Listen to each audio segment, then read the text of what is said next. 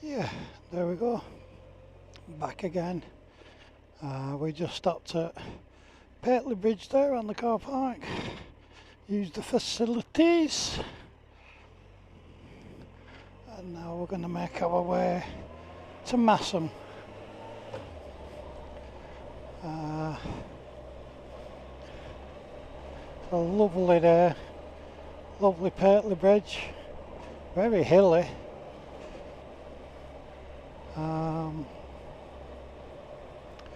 Oh, a big one from Wigan.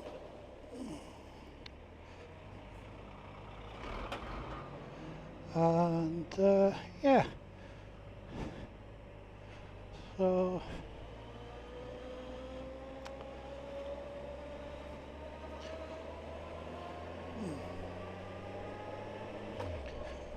yeah, nice little market town of Pateley Bridge. There's a good pie shop there. Facilities, you get coffee, there's a cafe, everything you want when you're out about on the bike. And it's lovely when it's weather like this.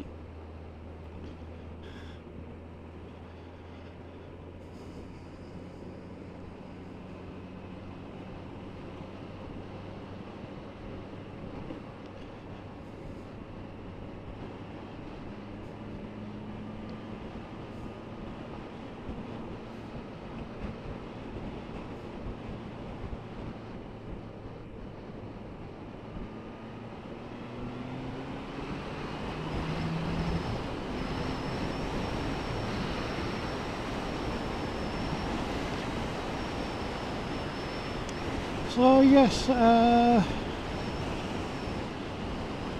welcome back to YouTube, welcome back everybody to YouTube, and continuation of my ride round North Yorkshire and the Yorkshire Dales.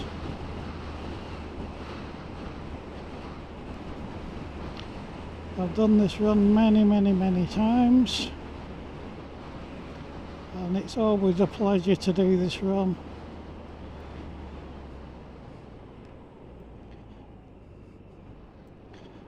Taking some lovely scenery and some cracking roads. Oh, saying that, oh, there's an opportunity, there'll be opportunities up here to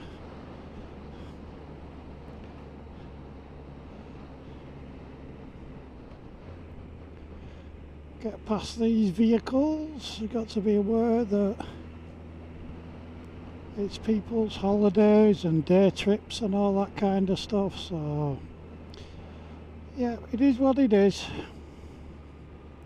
We'll make our way through them.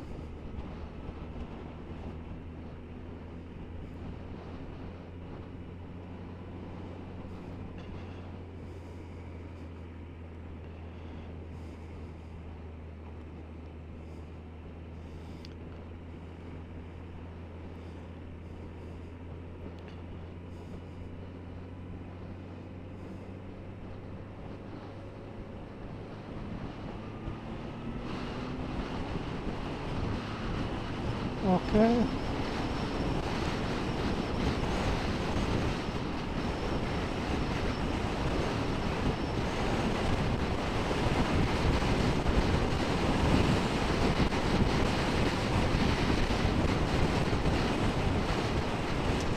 That guy in the van, local knowledge. Oh, he's doing alright. Yeah, when you're out and about on these roads, if they're unfamiliar, you can generally find, or you'll generally see, local drivers that know the area. So if they're sending on, then you can generally say that the roads are pretty safe. And our boys in blue aren't out with the radar guns. But if they're plodding around and you're thinking, bloody hell, what's going on? Then obviously somewhere around are the boys in blue, because they know this is their area.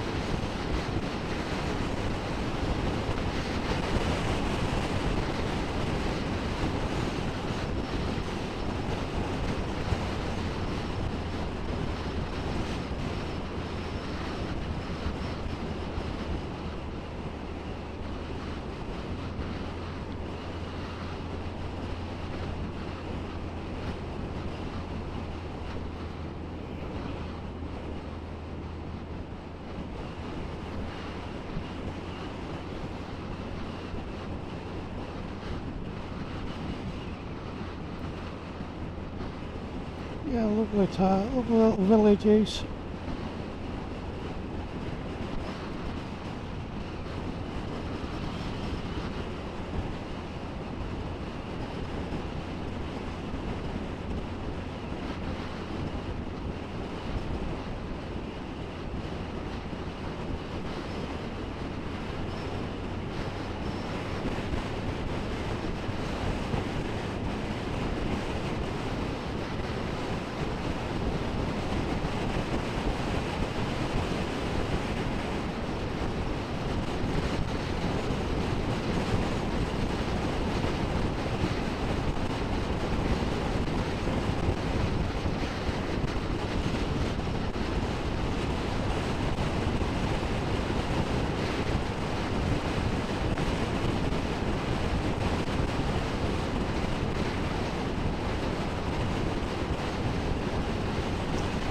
Yeah, it's a lovely, you get some lovely scenic views in a minute.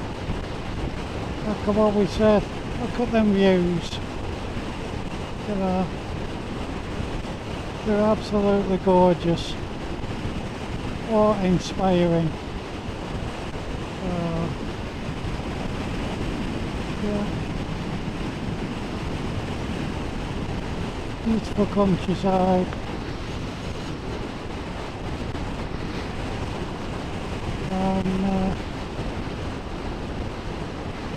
Yeah,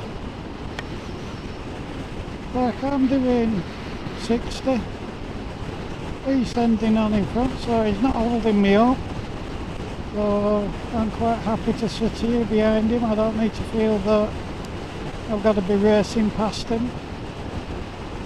Doing alright, local lad or woman, male or female, whoever you are, you're doing alright.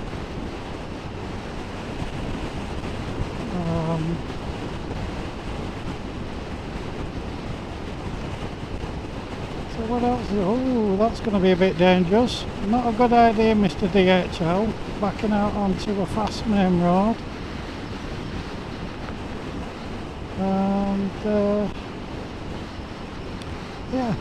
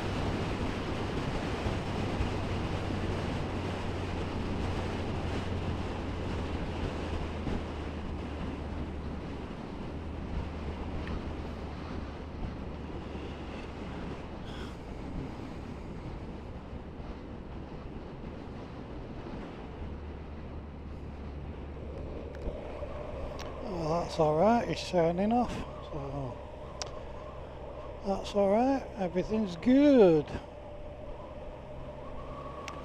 So there's not much been going on since my last video, because that was on a Saturday, this is on a Tuesday.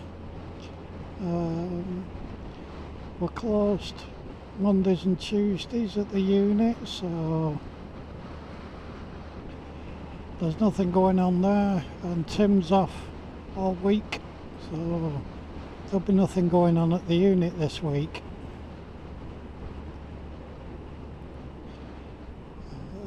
So I've got to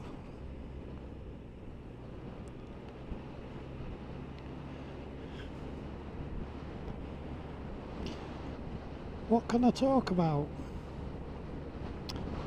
Well,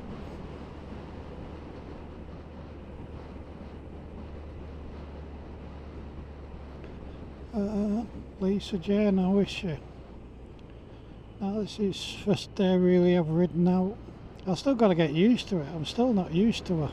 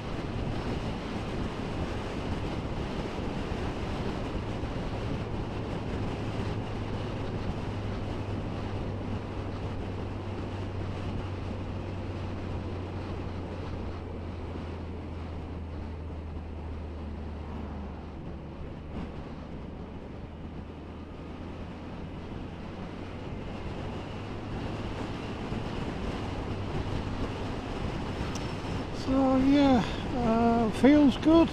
Feels good in the bends. And,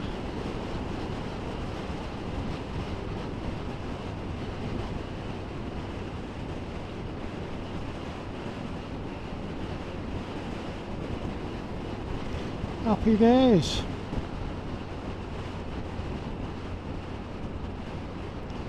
So we're just coming down now to the market town of Ripon, and instead of going up through to the market square, because we don't need to stop here, we're going to go through to Massam. So we'll stop in Massam and have some lunch. Try our salads out that we got from the Fuzzy Duck in Reed. Everything freshly prepared, fresh ingredients. So yeah.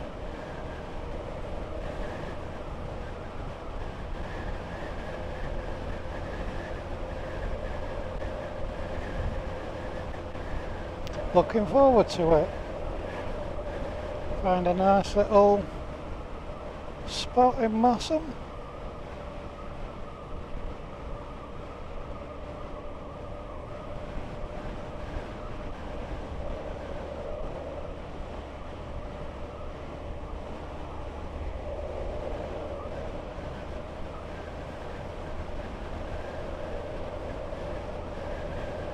And have some lunch.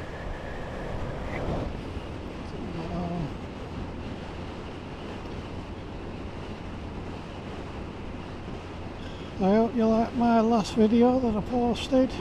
I'm trying to do a bit more talking.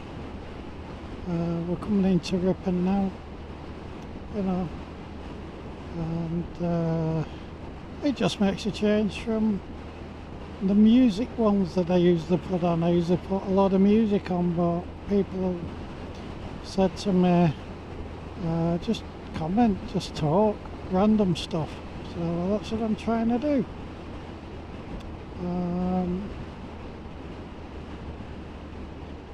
Yeah, I've talked a bit, well, I've talked quite a lot on my experience with the IAM and with ROSPA, the differences in the tests, you know, which there's not much difference to them. There's just one. The IAM is, I would say, more of a relaxed test. Still wait, if there's not, you know, you do not have to do an overtake on your test, but if there's one available to do, then they'd like you to do it. With ROSPA, it's, yeah, you're looking for them. It's a bit more get them, you know, make progress type of thing. That's my experience with them both. The training, IPSCA is for both of them. That's the core foundation with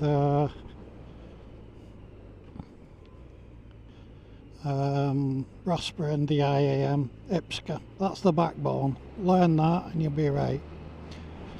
So yeah, hope you find it useful. And so what can I talk about now? Oh, my experiences with as a blood biker.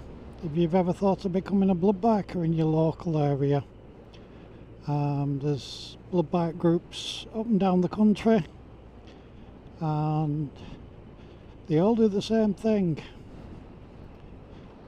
They all provide an out of hours emergency courier service for the NHS hospitals.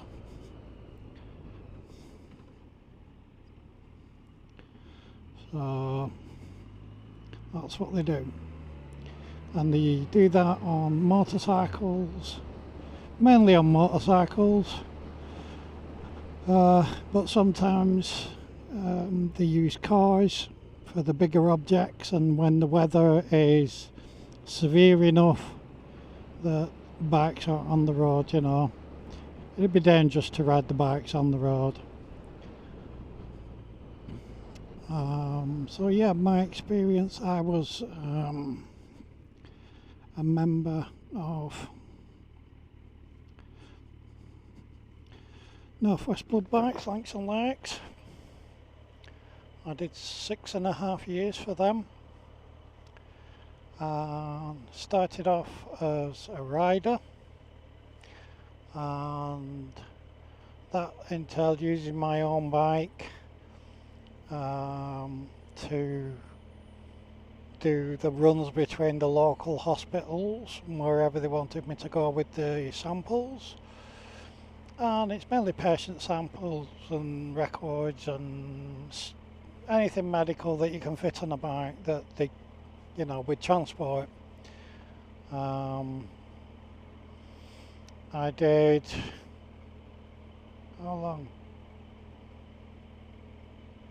I had to do so many shifts to prove that I was going to stick it out on my own bike.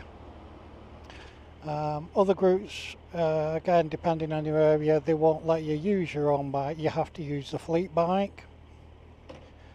That means then you've got to go and get your advanced certificate.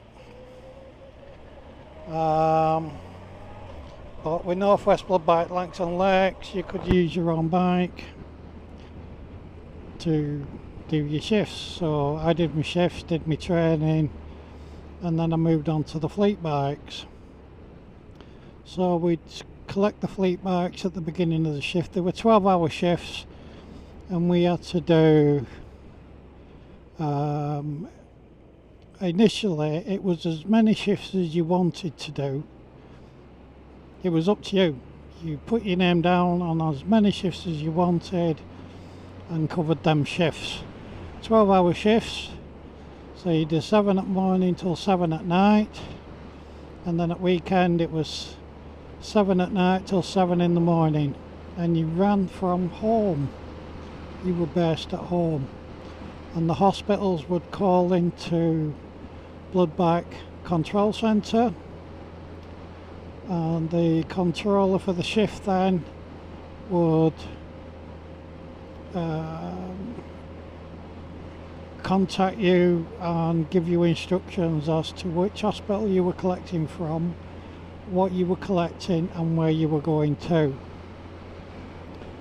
And you just kind of, right, okay, once you got that information, you set off on your merry way, collected your stuff, dropped it off, and then waited. If there was anything in between, they'd contact you via text message, and you pick it up. If not, then you just go home and wait for the next call. Now, when I first started, I'd be on a shift, and I used to do Saturday night shift, 7 at night till 7 in the morning, and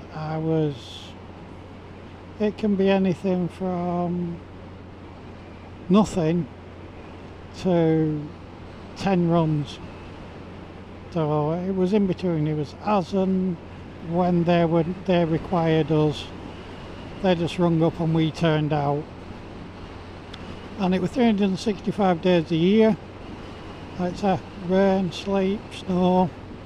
And if it was snowing and stuff like that, you tend to use your own car.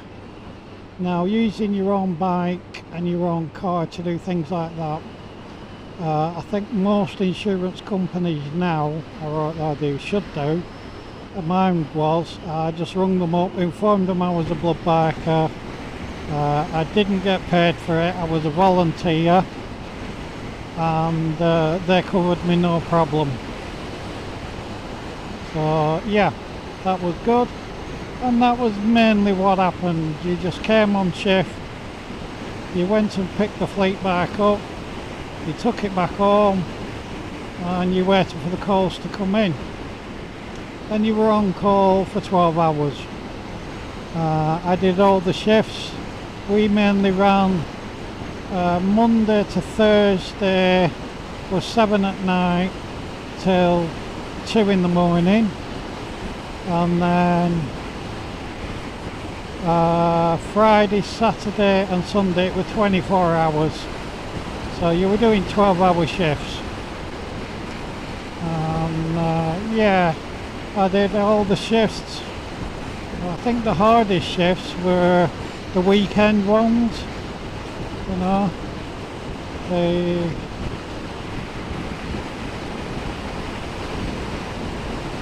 Sunday, especially on a Sunday, you know, because I used to ride Sundays. I don't ride Sundays now anyway, but I used to go out on a Sunday with my wife and my daughter, and you'd be sat at home and it's a glorious day. You think, oh, I could be out on my bike, enjoying the roads, enjoying the weather, and you sat at home waiting for a phone call to go and help somebody in need at the hospital.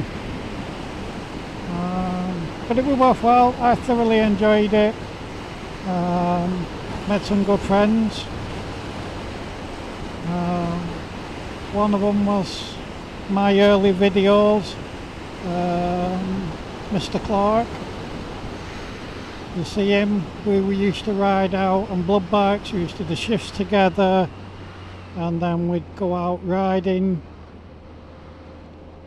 all the time together. We've been to south of France together, we've been up Scotland, and we put a lot of miles. But my riding buddy, Mr. Clark, he's hung up the boots, he's sold his bike, he's found a different hobby to do. So yeah, I lost a good riding partner there. I know he doesn't like it, but I learnt a lot more about riding and how to ride a bike, riding with Mr. Clark, and it just improved my skills. He taught me so much about riding and confidence and everything about it. So yeah, big shout out to Mr. Clark.